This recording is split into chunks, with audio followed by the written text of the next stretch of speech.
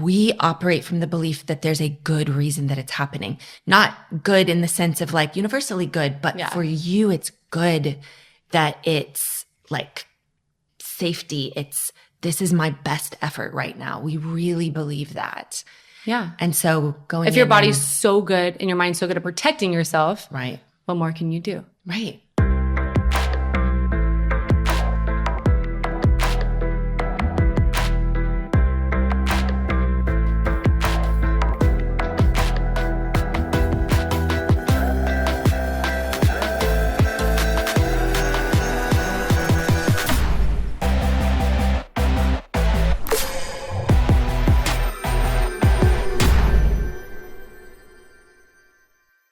Welcome back to the Mind Change Podcast. I'm your host, Heather McKean.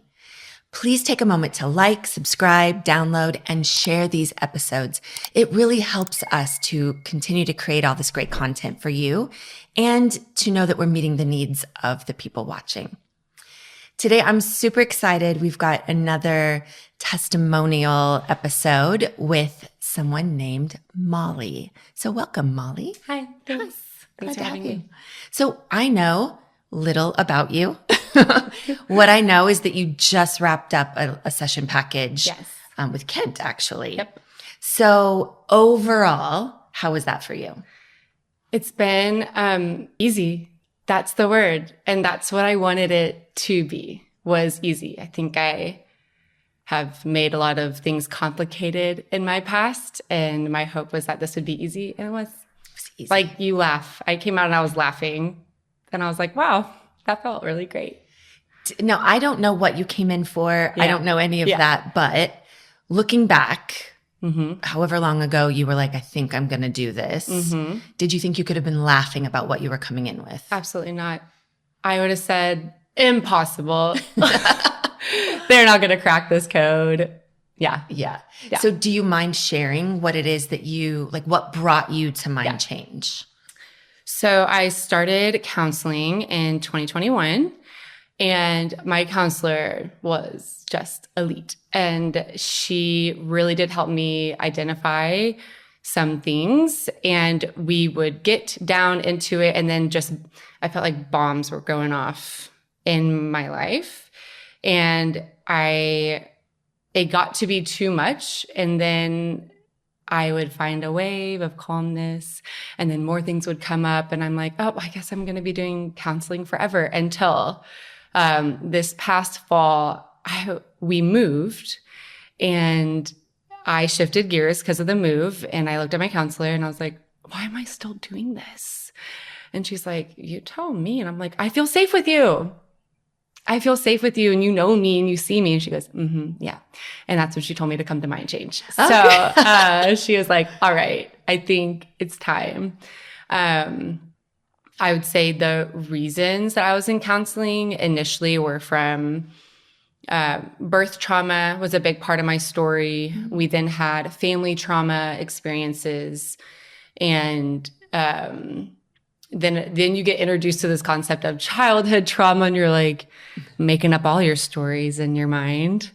And then we had continued to experience things in our lives, and I felt like my ability to process was at a halt, that I just felt stuck, and I felt explosive, angry. My ability to love my children that are 5 and 1 was getting harder to be who I knew that I was made to be. And I was over it. And I said, I'm done. I'm ready to experience life to the full that I know has been promised to me. And that's what brought you into counseling in the first place. To Mind Change. Oh, that's what brought us. So I had experienced all these things, like walking through counseling, finding wins, identifying things, but couldn't get past them. We did a lot of somatic experience. But similar to previous podcasts, some programs I was running were running up against it. So every time I would maybe attempt to heal something, it would come back times 10. And I felt from the first moment, my first session, I was able to view things through a different filter. And I was like, haha, I knew I could do this. So yeah, that's kind of what like got me into mind change and making the like, okay, I'm ready for the next step. So was the first time you had ever heard about mind change through your counselor? So I want to say no. I feel like I have been a part of a girl named Corey Malloy's course called Freely Rooted. And she has mentioned it, thrown it out, mind change. And you're like, oh, that sounds nice. And then you like resistance kicks in and you don't think about it again. And then my counselor like mentioned it once because she's also familiar. And over my head, because I was choosing it. And I was like, wait a minute, what did you say about that mind change thing? Okay, now I hear it enough and now I want in. And that's when my counselor was like, okay, you hear me now? Yes, let's do mind change. So. Oh, that's such a great point because there's so many people that it's been dropped in from various places and you're only really ready. When you're ready. And you're ready. I initially did my first consult just to call and see, like, can you handle me? And Kent answered, because I think I was like, I'm going to go do Belize. It didn't work out with little children at the time. But I was trying to, like, test Kent out. And he was like, so do you think that you can heal or like get over these things? And I was like, well, I'm so worried that you're not going to be able to do that. And he goes, that's the first thing we're going to work on is that you don't think that you can. And I was like, oh, he saw through me. And that's when I was humbled. And guess what? That was in November. And then I called again a couple months later. So what happened in between the consult and okay, it's time to do this? I listened to the book. Oh, great. So that was my first thing. I was like, I'm going to listen to the book. And I was in the middle of a long-term infection during nursing my baby. And so that was just ruminating in my brain and kind of causing a fog where I wasn't ready yet to raise my hand and do anything about it and take radical responsibility till the new year. Then I was like, wait, I'm done. I'm done, or I'm just going to like fall backwards. And that's when I started listening to the podcast. I think that's when I did my next consult call when I'm like, no, I'm serious, because my husband was my advocate. He had been on his own, listening to all the podcasts, doing all the things. And he had been kind of like nudging mind change, but he knew that he couldn't force me. So when he saw me desperate and I came to him and I said, hey, I think I want to invest in this. He was like, yes. Oh. And so the supportive spouse is really what gave me the courage to move past all my programs on financials, right? And be like, no, I am worth investing in. And I believe what can come from this. And so then we booked it. So would you have said, if I were like in your life at the time, how would I have known that you were kind of at this struggle? Like, how was that manifesting? Anxiety, doing lots of anxiety, very like anticipatory anxiety, always thinking about what ifs in the future. My ability to change was hard. It was hard to like just consider changing plans in the day. You may not have seen it, but you could feel it. My parenting, if someone was like observing me, we had one of my husband's sisters and her husband, they were also moving at the time. They stayed in our house. And so they kind of got to witness a little bit of behind the scenes over the holidays. And my sister-in-law, so sweet. And she was like, how you feeling? And I was like, all right, I'm seen. And so it is humbling when people can see your heaviness. You're like, it's like I wasn't able to get fully authentic with myself because I was so afraid of myself. I was so afraid of exploding, but everyone else could see it. And so when you're like, okay, well, I can't hide that and got to do something about it. I decided to truly fight for something outside of myself and then also for myself. What did you think was going on back then? Like, what kind of thoughts were going through your head about you, about this? I'm not a nurturing mother. I'm a failure. I'm going to mess up my kids. I already messed up my kids. You know, it's hard so funny. I'm like, I watched and listened to podcasts. I'm like, I'm doing the thing where I'm like, wait, what did I think? This is a sweet thing. This would just show you where my brain's at. I don't know. I don't know what I was talking with my counselor for at least the past 2 years. There were some legitimacy things, trauma that happened that was unbelievably helpful to talk through with somebody certified. But I don't know what I've been doing since then. I'm like, what were you talking about? Do you just want to be heard and seen? And so I don't know. I don't know what I've been up to. But for sure, parenting and anger are ones that I would say I've just come out of, are experiencing this life in abundance and not scarcity. That's a big one. Yeah. So fair to say you came into your first session feeling a little skeptical. Totally. But open.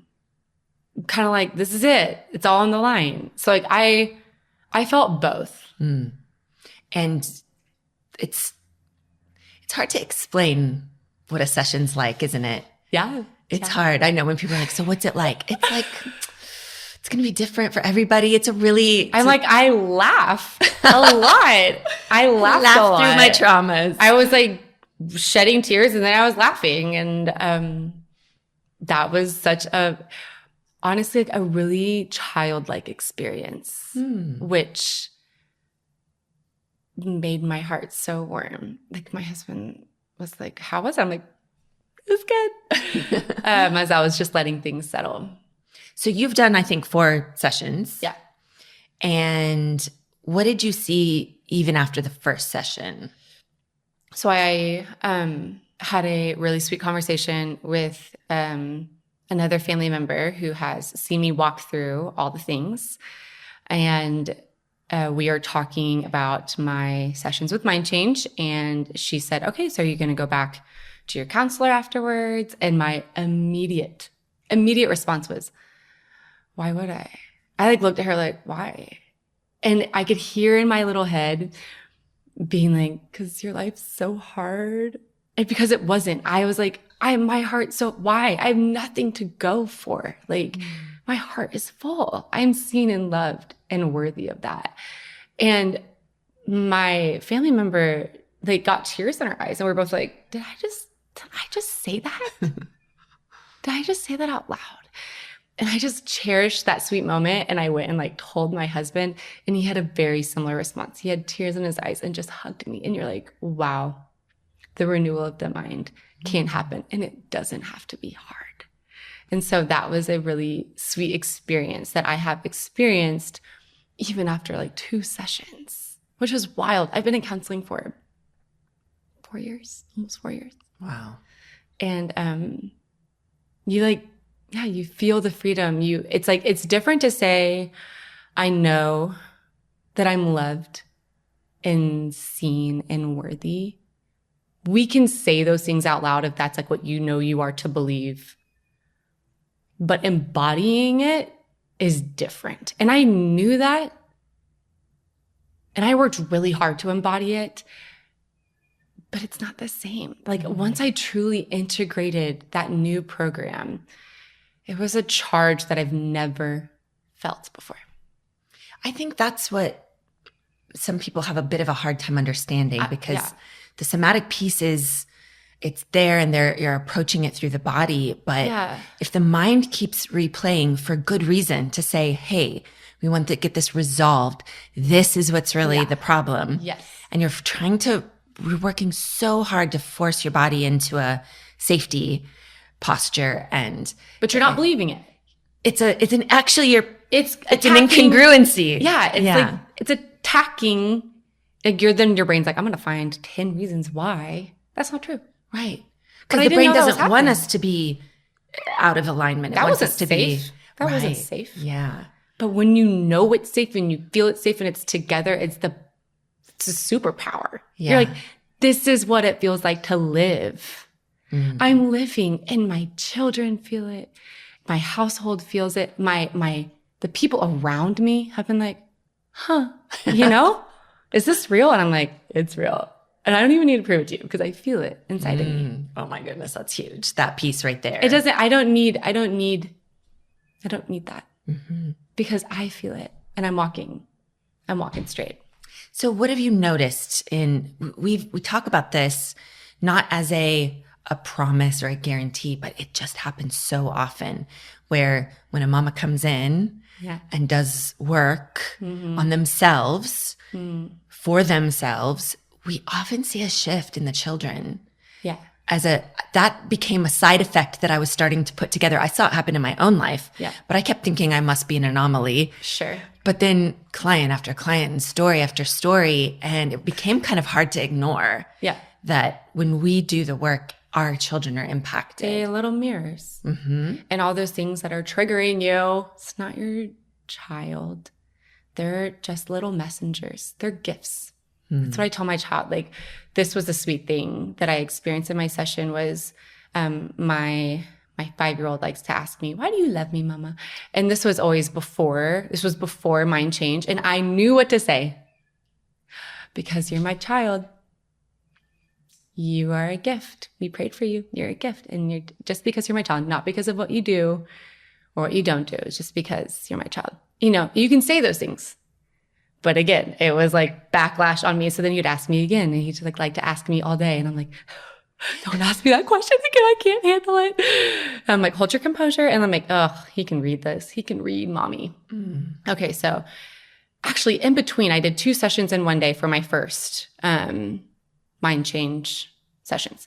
And in between I took a little walk with my son, and I was just waiting for him to ask me. And he asked me. I'm like, just do it. I know you want to.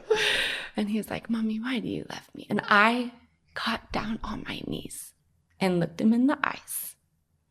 And I said, because you're my child. And he only asked me once.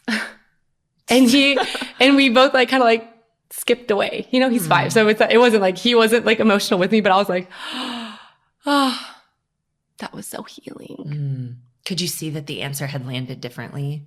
Absolutely. Yeah. And it was like funny. And part of my story then, as layers unravel, right, where we shift back home, and there was one day before my last session where he had been like insistently asking me. And I'm like, okay, why is this annoying me? Why you keep asking me the same question again? I've already told you, and we already had that experience. And then I realized it was this like neediness. It was like, it wasn't no longer like attached to love, because I crushed that, right? But now there was this like neediness, and there was this abundance versus scarcity that like started speaking to me. So then we like work on our last session, and now my brain's like, I have embodied all these things again, and now I can hear my child asking that question. And I'm like, okay, there's no lack or need in me now. So now I can sit here, and I'm so confident that when he asks me next, that I'm going to feel something completely different, because I've already been playing it in my head, and I'm so ready for it once again, because there was another layer to process. And I think that's something that was helpful for people. Like, I knew going in as someone who had like worked in counseling, but don't be discouraged when something else presents itself. Like, view it as an opportunity to, what you guys would like to say, level up. Level up. It was an opportunity for me to step into something else. And because my worth and all that was so programmed deep in me, I was willing to step into that. And then when that's programmed, things fly, things shift, things flow. And I'm now walking completely different than I did 2 weeks ago. Wow. So That's such a beautiful story. Why do you love me? You know, so sweet. Yeah. I remember one of my daughters constantly asking when she was right about his age, like, are you okay? Like, are you okay? I'm okay. Like, always like with me. I'm like, yeah, I'm okay. Yeah. And then she was and I was like, wait, am I okay? And you keep asking me? Yeah. But she was really just reflecting. I know. And, there came a point when finally me doing the work and layering all of these things and realizing, gosh, I really didn't exist in my body. I would not have known whether I was okay or not, because I was in this constant state of survival. And she was picking up on that. And so she was like, you're not okay, but I'm going to ask you if you're okay. It's a kind gesture. Yes. She was being kind. And I just didn't see it at the time. Yeah. And when I learned everything that I've learned, and of course it's been quite a evolved learning process, then I started to see like, oh, okay. And funny enough, over time she stopped asking me in that same way. Of course. And I think she finally, no got to start like thinking about herself, because she didn't have to be caring about mommy the whole time. Interesting. Which was a repeat of my story when I was little. And I even like talking about my relationship to my parents has shifted. I feel more childlike. I got to experience Father's Day, and like, I love my dad. He's so amazing. But of course, all those little programs running in your brain, regardless of the truth, which is another thing that Mind Change was really helpful for, is being like, is that really what happened? Could I give grace to like, maybe, but maybe not? And then doesn't matter. Let's still fix it and be okay. You know, like give yourself grace in that and understand the like complexity of a childhood little brain. Right. And, I just remember my dad was in the pool and I literally ran and jumped on him, not like on him. And he could handle me. He's like 6'4" and super strong. But I just jumped on him and we were giggling, and it was a sight to see. There was like, it was so wholesome. And it's that moment where you're like, that wasn't promised, but like, I don't think I would have done that. Because I just viewed, my lens was corrected. My lens was corrected. I love that. Changing things generationally. Like you're seeing it happen in your son, and it's going back and resolving with and your children are watching you do that. Totally. They're watching. Yes. And oftentimes, this is a little bit more in the psychology realm of things, but oftentimes our relationship with our husbands can be impacted by our relationships with our fathers. Yeah. And so there's a lot of healing. So speaking to that, your husband being your biggest advocate. I got a good one. Would he say that this was worth it? Yes. I think so. Right, babe? Worth it? Something funny that I actually was just processing with him is this concept of a program I think I was running was I am special and I need special attention. So I just kept creating all of these like hard pregnancies, hard postpartums, injuries, my doing anxiety, all these things that would, the program of like, I need to be hurting and needy to get attention. I need to be broken. That's when you get attention. Now, backstory, I am a big sister to triplets. So it was me for 5 years and then 3 little babies, which is like a dichotomy because I was so excited to have siblings and get away from me, right? Yeah. And there was no processing of the get away from me because there was just chaos. Bless my parents to have triplets come into the home, right? And so of course I ran that little program. Like, what can I, oh, ouch, mommy, help, you know? And so that's like I'm a first child, which that like kind of aligns with that little cute program. And so you get married, and this is the best part. My husband is one of 13 children. Same parents, no multiples, all 2 years apart. He's the third oldest. And I find it interesting that I married somebody who that probably wasn't a program that he needed because his parents were so amazing, and he knew that he was loved. And he lived in abundance already, which I love that there was some little program in me that wanted that. Yeah. I wanted that. I don't know where that was, because when we got married, I was like, oh, you're going to make me step up to all these things. Like, don't you say I'm so needy? Like, help me. And, I think there was a moment where Josh asked me, I was like, hey, I was just so defeated. Like, the kids are crying. He has to go to work, and I'm just like sitting there and I'm so angry. And, he's like, you can do it. I believe in you. And it just put everything on flames. Like I got so mad because it went against my program. Mm-hmm. You are now the enemy. You interfered with what I'm running on, and that interferes with me. And it went against my capability. Okay. So now, you work on things like your worthiness. Your capability goes, hey, we can do this. Your anticipatory anxiety goes out the window, right? You're like, okay, I can accomplish this. Like, and it's okay if this happens because I can do this. Okay. So then your energy goes up and it's like, oh no, are you going to get attention? I don't need it. I don't need it. I don't need it. And so I've found myself living in that freedom where my husband's able to live in his fullest potential now because I'm living in my fullest potential, and bless his heart for all the moments that he chose to serve me. He was a wise man. He never got down and fed that program, which is what made me so frustrated, but love him. But there was still part of me that admired him for that because he was gentle and kind in his approach. And I think that was really amazing. This capability, this energy then allows us to do this life dance together is how it's supposed to be.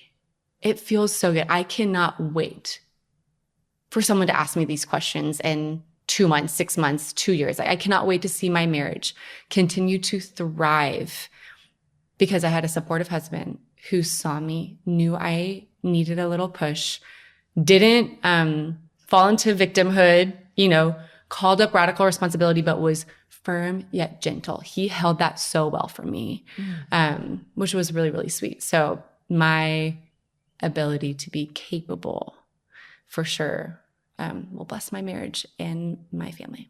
That's amazing. I love that story. Yeah. It's hard to, I'm trying to sit here and imagine, had you been watching this podcast, 3 years ago, 2 years ago, and listening to you going I just don't, I must be different. Good for them. Good for them. Good job, guys. Right. Love that. I don't know. My husband must not be, or, those things, those stories that we tell ourselves, because in those programs, when we're really running them, they're subconscious. So we're not aware that they're there, but they're so powerful that to see outside of them feels like we're literally seeing another universe or seeing another planet. Or how dare you say that I'm running that program? Exactly.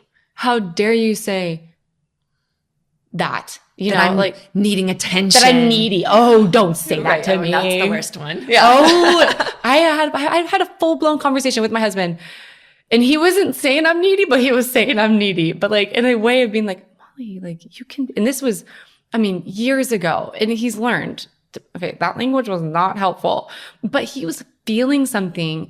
And I would have never been able to admit to that. My programs were so deep and I was so firm in them. And this just uprooted them like a tiny little weed, It makes sense why we can have something said to us that might universally be accepted as a nice thing. Hey, you can do it. And what a cheerleader. What a cheerleader. Yeah. But for the person who's running the program, legitimately that feels threatening. It feels threatening to the program, to the system. It was to my safety. Yes, totally. Yeah. That's hard to understand from an outside perspective. And again, would have never been able to say that. I'm laughing. I'm yeah, that's right. That's what I was doing. Yeah. So funny. That's really great. Yeah. So you've seen improvements in your relationships with family members, husband, kids, and you've talked a lot about just how differently you feel about yourself. Yeah. So if you could speak back to Molly, 2 years ago, or even how long ago do you sort of connect to the birth trauma? Was that with your first? That was starting with my first in 2020. Okay. So even that far back after that, what would you want to tell her about herself in the future? What was she going to be able to feel, see, hear? One of the most powerful things are the eyes. That's what has spoken to me. It's I didn't realize how much eye contact I have avoided in my life with everyone, with myself. And even if I hold it for a moment with my husband or my children, it's brief. It's brief. I would look at myself in the eyes and I would smile and I would say, you are worthy. There's nothing you did. You just were. You came, you were loved before you were even in your mother's womb, and you just were. May you know that. You are loved and you are seen. I see you, and you can do anything with those. Hold all of those inside of you, and you are capable of anything. That's beautiful. That's what I would say to little Molly, who was sitting there wondering all those things. Yeah, I mean, birth trauma is unfortunately, I think, more and more and more common. Yeah. We're hearing that and seeing that. And so could you speak a little bit more to that? I know it's tough when, and again, you said you heard this and you're like, I don't know, but it's tough to go back when something was really painful and it actually changes in your mind. Sure. To find those resources again. It is legitimately difficult because it's changed in the mind, which is what we're looking for. But I know there's a lot of people out there who maybe experienced birth trauma and they feel like this is what really happened to me. How on earth am I supposed to feel any different about this? Birth trauma. I think there are things like the nurturing mom. I was so afraid of bringing a child into this world because I was so afraid, like, can I nurture you? So there was this like unbelief that I was going to be able to do it, that I was going to be able to give this child what it needed. And then there also was this, the abundance piece. Like, okay, well, if I'm going to have to think about this child first, right? And I didn't know that. Of course, you have a baby and you're like, I want to give everything and everything and everything. And so it's that abundance versus scarcity that I didn't realize was right here the whole time. The nurturing mother, I thought was the primary thing. Oh, it's because of this. Oh, it's because of this.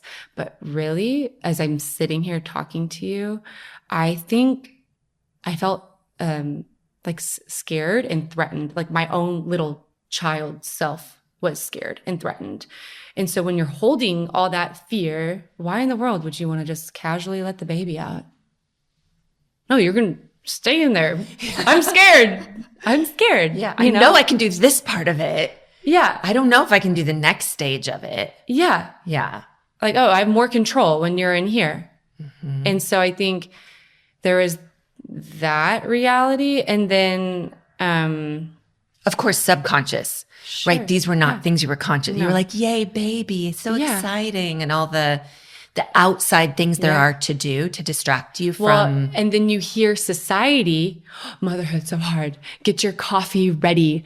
You're going to have sleepless nights. It's like they paint children as not life givers. So of course, if you're abundant scarcity mindset, ooh, that's coming for you. Yeah. You're like, oh no, for sure. Yeah. And you're going to be like, okay, this allows me then to embody that scarcity. And so then people need to help me. I need help. I need help. I need help. I need help. And then you view those other moms like, oh, well, that's just them. That's just them. That's not attainable. Like, I have postpartum depression. That was a big one. I just remember that. It was postpartum. Oh, by the way. Oh yeah, like severe. I saw a psychiatrist because it was OCD, ADHD, postpartum depression at its most highest.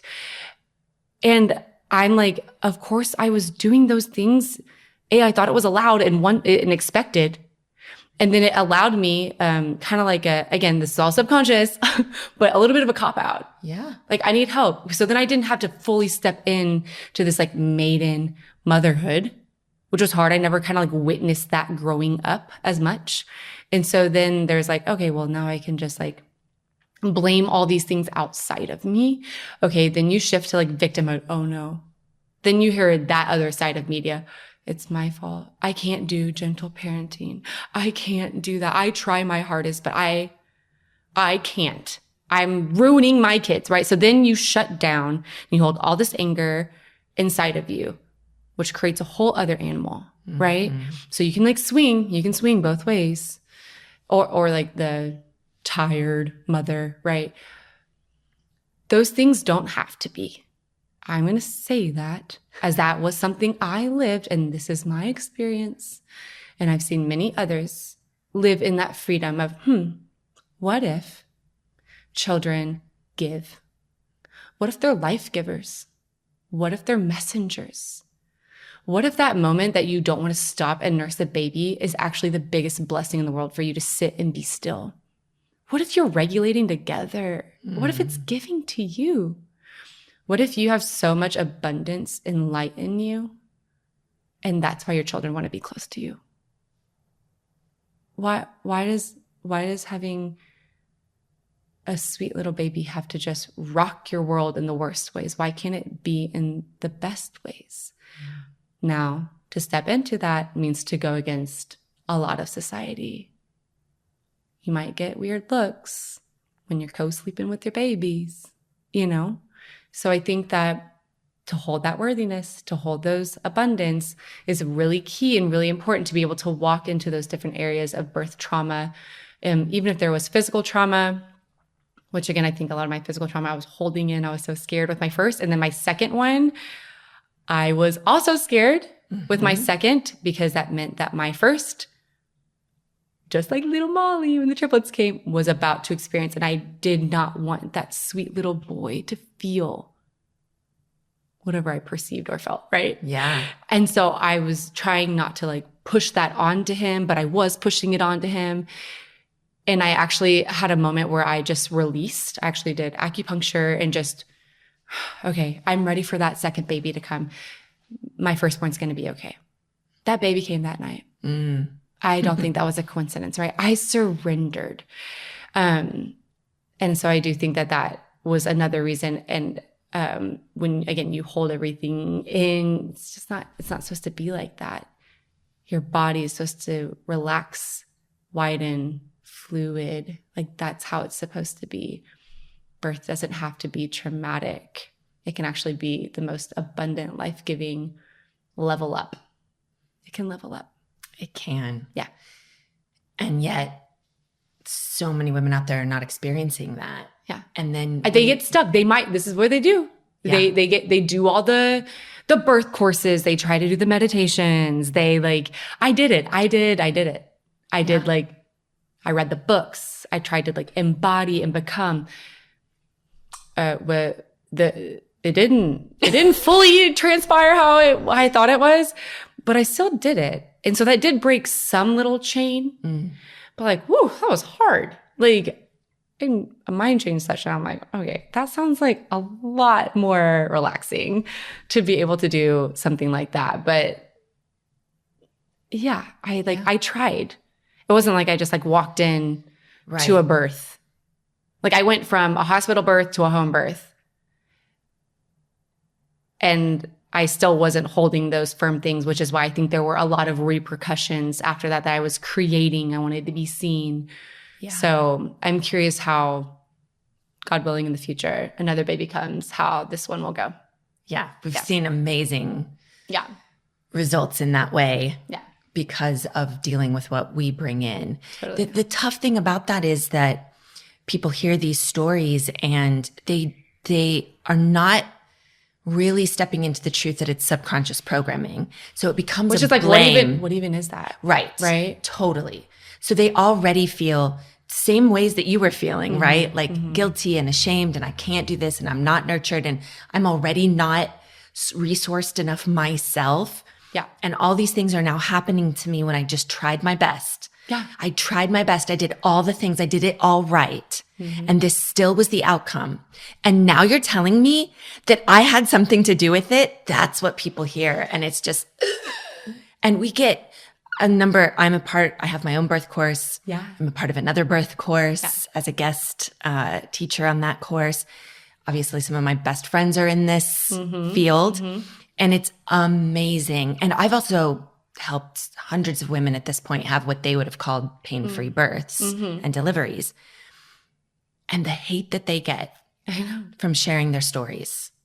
It's the same concept of the trigger. It's like, you can do it. And it's like, oh, I oughta. It's the same concept, right? These women who long and maybe don't know how to know what's deep down stored and going on, which like, there's a really powerful quote that's meant a lot to my husband, but it's, don't view people in light of what they do or what they omit to do, but by their sufferings. And I think to even view yourself that way, right? To be like, what's going on? Why am I so offended by someone telling me that I could have something to do with it? Start there. Yeah. Our languaging within the mind change world and community is, what's the very good reason that you're doing that thing, having that reaction? It sort of helps reframe, that there's, even if it's a horrific response, we operate from the belief that there's a good reason that it's happening.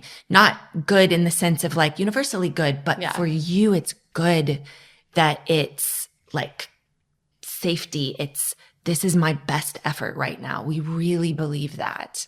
Yeah. And so if your body's so good and your mind's so good at protecting yourself, right, what more can you do? Right. If you're so good at responding this way, could you be so good at responding that way? Like if you're really good at doing that thing, I bet you could be really good at doing this thing. But it's the concept. It's like, okay, but that shift just can't be a conscious shift for everybody. Like mine had to be like what's going on back there that I'm not able to see. And it's okay to ask for help. Like, that's why this is so beautiful. Like, I also have a friend who's doing it on her own and doing the workbook. Like, everyone's different. And I think that's also what's important. It's like, not everyone's going to have the same response I do or you do. People have to find their own journey. We're all uniquely wired. And I think like giving yourself grace and not comparing, but listening and bringing in what fits in your little realm, right? It doesn't have to be my story. Right. You don't have to buy into the whole thing, know everything and all the neuroscience and all the everything behind it. But if something little does the opposite of what we would refer to as a trigger, but as a glimmer, it's still a trigger.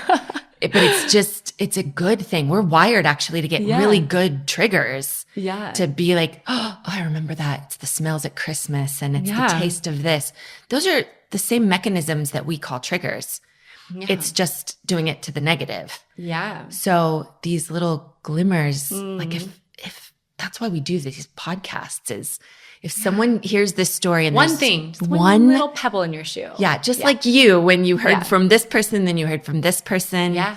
And then it took your husband even going, hey, what about that it finally clicked. Yeah. Yeah. This is so wonderful. I think we hit on a lot of great things. For anybody out there listening who may uniquely connect to any part of your story, what would you want them to know? Like speaking back to maybe when you were first hearing these things, had you heard what you needed to hear to give yourself hope back then? What might someone out there need to hear? Need or want? Yeah, right. That's a distinction for sure. I think they're like the first thing is like, take a deep breath. Slow down. Just like feel a little bit what's going on when you're hearing these things. And like kind of like manifesto, like what do you want? Or like what are you sick and tired of? And what do you want? How are you going to get there? Have you taken a step? Right? Just start with a step, right? But you have to be sick and tired and know that it can change. Like, go listen to the book. It'll make sure that you know that it can change. You're not stuck. It's a choice that you're making. Like, you're not stuck. And I think then the ability to be like, what could my life be if I wasn't doing these things? Huge part of it. I was just speaking with a client yesterday and getting into the, so what do you want? And it was like, we know what we don't want. Yes. But what do you want? What do you want? Couldn't even it was so far of a concept to what she wanted, what she felt, what she thought, rather than just, well, to do whatever makes everyone else happy, to not get the kind of reactions and chaos. And we really got down to the fact that she had no idea. And we had to go back to, her being a little girl. And when did you lose you being actually important? Because let me tell you, any of us with littles, they know they're important and they make that sure, well known. Yeah. Right. Until they're trained out of it, unfortunately. And hopefully we don't do that anymore. But yeah, knowing what you want is such a huge piece of the puzzle. Yeah. And we hold the space for understanding. As silly as it sounds, there's a lot of people out there who don't know. I know. They've not considered it. And if you think you know, try it out. Right. See if you do know. And then some people will be like, well, I think I want this. And then they are not aware of the barrage of voices or pictures or knowings that come up to say, but this is why you can't have it. Yeah. So then what's stopping you? Right. So if this is what you want, then what is stopping you? Like even the best episode I would tell someone like, hey, go back and listen to it is the one on secondary gains. That one opened my eyes. Like the secondary gains and the resistance. I think they're two separate podcasts. And that showed me like, okay, how is this serving me? Which was a different way to view that. How is this serving me?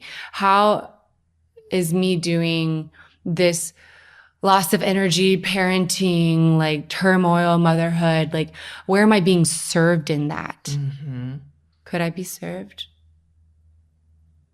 like something else? Does it have to be this way? And you're like, that's humbling that I was being served that way. So I think even coming at it from a different angle was also really helpful. So yes, the secondary gains and the resistance. Yeah, I love that. Because we're going to run into that in almost any session. And so that people are sort of prepared. The thing is that people try to do that consciously. Okay, let me think of what my secondary gain is. And it's just not the way that it works. Yeah. Then your conscious mind will try to come up with reasons. And we're really good at that. And we're really good at finding the things to validate our other things. Yes. And those are the whys. Yeah. And we say in Mind Change, we never ask why. It's the deeper, the construct of it that we're after and the very good reason that it's happening and how you're doing it instead. Yeah. And it really, as simple as that sounds, it really changes everything. Yeah. It's the leveling up. Yes. The leveling up. Well, I have a strong suspicion that we will be following up with you, that you will be around, that this is not the last we'll be seeing of you. So I'm sure we'll have to schedule a check-in and we will see how this goes. Yeah, because I that's another thing. Listen, you're fairly fresh off of your sessions. Yes. We usually are interviewing people after they've been out of sessions for a while so that people can see that it sticks. Because it doesn't, I wouldn't be here if this stuff was temporary. Yeah. If it was just a quick fix or a cognitive reframe or giving you some more positive affirmations to, try or white knuckle every day. No, this is the way I'm going to be. I am loved. I'm abundant. Yeah. That's really hard and exhausting. And people don't last in it very long. Yeah. So this stuff lasts because the change happens in the mind. Yeah. And the automatic, same programs you were running automatically that you didn't even know existed. Yeah. That's what was running your thoughts, behaviors, actions, and beliefs. It was the analogy, I think Kit and I were talking about, okay, you're so used to going down this road. And I felt like the past couple of weeks, I'm like, okay, I'm going to try to go down that road. And there's a construction. I'm like, stop, this road's closed, go the other way. And I'm like, oh, okay. And that road was super bumpy and crazy. And this one's electric bike flying. And you're like, oh, wow, okay, yeah, that one's a good road. I'm going to take that one for sure. But you find yourself being like, oh. So I'm definitely in that little oh, I don't have to go. I can choose. I have the choice. And I don't have to do that. I can pause. And that's been a beautiful thing. So yes, I'm so excited to see where I will be in the next bit. And even more wonderful than that is you actually have a lot of choice and agency in how that turns out. Yeah. You almost get to write it, create it. And be a part of it instead of life happening to you. Yeah. That you really get to be the author of your journey. Totally. That's when stuff gets just to tell you. I'm That's excited. when this stuff gets really cool. And mind change, people think they come in to just change their problems. Yeah. That's not even really the beginning of mind change. That's sort of the green room, if you will. That's what you're focusing on. So Yes. if you're not like focusing on your problems and you're focusing on life to the full, what more can you experience when you're looking through that filter? Yeah. My filter has been shifted. I now am seeing in color. That's beautiful. Molly, thank you. Yeah. Thank you so much Thanks, for Heather. pushing through, doing the work, Yeah. hearing the call. Yeah. And it's so exciting because I love generational healing. Yes. So to hear it's tracking back to your father and you're seeing it in your son. And I know the impact that has, past and future. So you're contributing to the world healing in that way. So thank you. Thanks, Heather. And thank all of you for joining us once again on the Mind Change podcast, where we are changing the world one mind at a time.